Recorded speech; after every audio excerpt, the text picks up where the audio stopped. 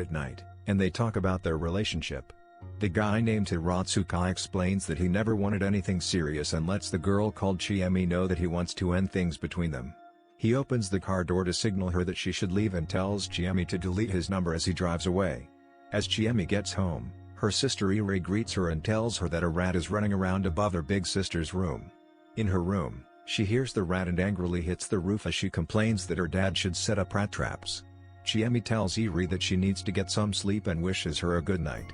She looks at old photos with her boyfriend Hiratsuka, happy and smiling. She had way shorter hair back then. Chiemi lights up a cigarette and starts coughing, as if she was just trying to smoke to be like her boyfriend. She remembers the good old times when he took her to the ocean and told her to grow her hair out. The feelings overwhelm her, and she starts crying until she falls asleep.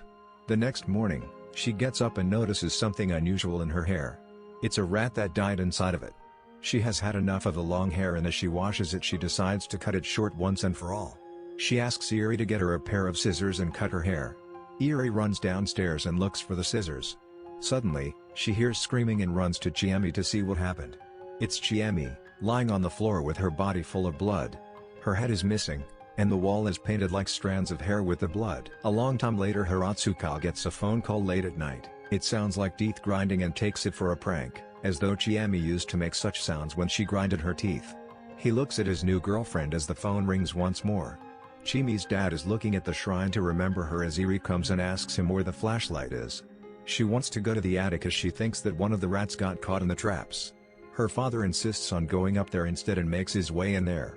As Iri wonders why it takes him so long, she decides to go look after her father. As Iri looks at him, she notices a shocked expression on her father. She shakes her father and begs for him to say something, but he just drops the flashlight, as he isn't alive anymore. Iri looks at where the light shines and sees Chiemi's head, tied to the attic's roof with her hair. Iri is in shock and tries to get her sister's head down, but only manages to cut her hands. Iri goes to grab scissors as Chiemi's hair suddenly starts moving. It opens Chiemi's eyes and her mouth as if it wanted to make an expression. The head starts moving with the hair as if it was alive, and it makes its way outside. Iri is shocked and realizes that this isn't her sister anymore, it's the hair that is alive. Hiratsuka hangs from his roof, with hair on every part of his body. It slices his whole body apart. It is as if Chiemi's hair wanted to take revenge for her. A woman knocks on Kazuko's door and asks her to open up, because Kazuko might be hungry. But Kazuko mentions that she won't fall for this trick and just sits on the floor crying. What happened a month ago? A girl hangs from the roof. Her name is Terumi. The news report that it might have been deleting herself, but no goodbye note could be found at her place. She was a famous singer and has apparently been stressed in the industry. Her friend and fans everywhere are crying for the loss. Tiko cries as her friends console her. They wonder why she would unalive herself. Even Kazuko has no idea. Shiraishi, Terumi's boyfriend, gets accused by the schoolboys of driving Terumi to her decision by stressing her out. They are getting ready to punch him as Terumi's friends help him out by threatening to call the police. Shiraishi starts crying over the loss of his girlfriend. What happened 2 weeks ago? People at a talk show are discussing Terumi's unaliving and report that many people apparently saw her ghost. 2 eyewitnesses report to have seen her at around midnight in the park. They say that the ghost's head was absurdly enlarged and floating above the trees. An expert in this field claims that the many witnesses saw Terumi just because of the trauma of losing her, and that it's not a real ghost. Another talk show even has a drawing of one of the witnesses' sighting, mentioning that her head was almost severed by the time they got her down. The next day at Kazuko's school, the boys talk about the evidence photo of Terumi's ghost and mention that it must be fake. Kazuko complains to Shiraishi that everybody got over Terumi's death and just talks about the ghost. Shiraishi mentions that the ghost floats above his yard every night and that it even stares at him with hollow eyes. Kazuko doesn't quite believe him, and Shiraishi offers to contact her as soon as the ghost appears again. Kazuko is at home studying as she gets a phone call. It's Shiraishi. He tells her that the ghost showed up and that it's moving north really slowly. Kazuko runs to meet up with Shiraishi at the phone booth that he is calling from, but as she arrives, she can't find him. Kazuko looks around and sees it with her own eyes, the head, just mindlessly floating in the air. It takes a turn and floats to a tree. Shiraishi is on the tree, begging the ghost to not look at him like that. He doesn't notice the noose that goes around his neck. Kazuko screams for him to get down there, but Shiraishi slips and gets hanged. Kazuko tries to find a way to save him, but as she looks up, she sees the head of Shiraishi floating in the air. The two ghost heads kiss each other as Shireishi's body dangles like a rag doll in the air. Kazuko can't believe what's happening and screams her lungs out. After a while Kazuko tries to tell her friends what happened but none of them believe her story. Kazuko insists that Terumi must have unalived the same way, by a kind of accident, but her friends just question her sanity. One of the girls points to the sky and asks what's floating there. Her friend mentions that it could be balloons for ads. But as they take a closer look, they see 4 heads with ropes dangling from them, just like Terumi's ghost. As the heads come closer, they notice that the floating heads look just like them. The girls get scared and duck, but 2 ropes reach around the girls' necks and strangle them. Kazuko and Jiro get up and run in a dark alley. The heads stare at them and try to get the noose around their necks. The neighbor looks outside because of all the screaming from the girls.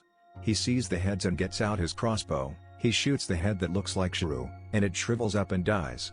The head of Kazuko floats away, all scared. Kazuko mentions that it must just be gas, and she's happy that there is a way to kill them.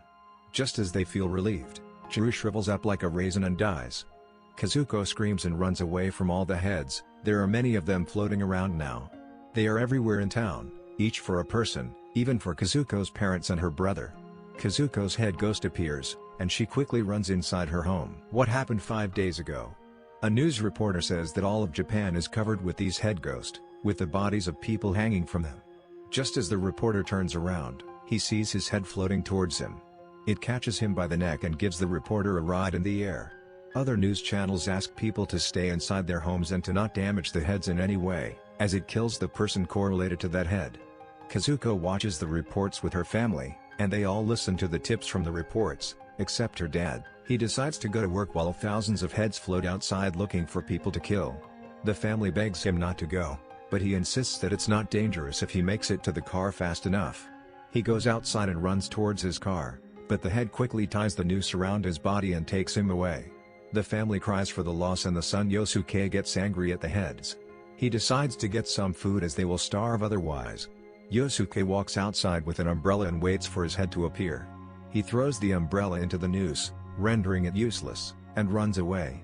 What happened 3 days ago? Kazuko's mother suddenly walks outside and lets herself get hanged by the head designated to her. Present day. Kazuko is all alone now in her room. A female voice begs her to go outside. The voice mentions that Kazuko is the only one being stubborn about what's happening. It's apparently the head talking to her.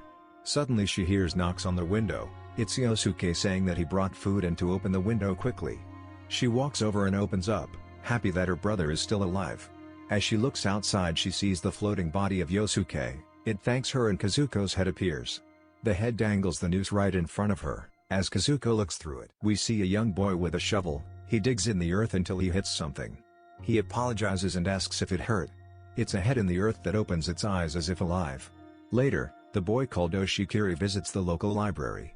Some guy bad-mouths him that he is a creepy loner destined to do something bad. Oshikiri ignores it and walks to the table to read his book. He overhears the people next to him talking about a strange presence. One of the guys is feeling. He describes it as a person from an alternate dimension he can somehow feel. The girl asks if it's something like the Bermuda Triangle, and the guy agrees. They make their way to find the book about this topic and notice that Oshikiri is reading it. The guy asks if he can borrow the book and asks Oshikiri if he wants to join them, as Oshikiri is interested in these kinds of topics as well. The boy that had the strange feelings introduces himself as Kamiyama, the girl is Watanabe and the other guy is called Koizumi. The group decides to go eat something as they talk about this occult topic. Oshikiri mentions that he sometimes hears footsteps in his house when he is alone. The 3 friends want to hear these footsteps for themselves and ask Oshikiri if they can come to his place. Oshikiri accepts and leads them to his house. It looks like a creepy old castle. They all go in through the back door. As Oshikiri brings his friend some tea, Kamiyama mentions that he feels a weird presence here, as if someone else is present with them from an alternate universe. Kamiyama's theory is that there must be some intruder from another dimension that makes the footstep noises. Kamiyama is happy about finding such an interesting place and tells Oshikiri that they are friends now. Just as they were about to shake hands, the clock strikes midnight and a weird vibe fills the place. Suddenly, they hear the footsteps of the supposed dimensional intruder. They run downstairs to find the source of the footsteps. They look outside the window and notice a person that looks just like Oshikiri digging a hole in the yard. Kamiyama notices the corpse and mentions that the Oshikiri from another dimension must have killed someone and came to their dimension to bury the person. This way no one finds out about the murder. Oshikiri is angry and shouts at him from the other dimension that he is trespassing, but he just looks at Oshikiri and laughs as he fades away, leaving the corpse behind. They investigate the corpse and notice that it's Kamiyama from the other dimension. Kamiyama is unshaken and tries to think about this logically. Koizumi notices that there is more buried on the other side of the yard and quickly digs the place. It's Watanabe's and Koizumi's corpse inside. Oshikiri says that he would never do such a thing, and his friends believe him, as these were the actions of Oshikiri from an alternate dimension. They just wonder why the other Oshikiri became a serial killer and bury the corpses again. They dig the graves deeper, so the corpses are out of sight and out of mind. Later that night, we can see Oshikiri sitting on his bed, his eyes are wide and dead. And in the background, many footsteps can be heard. Thanks for watching. Subscribe for more.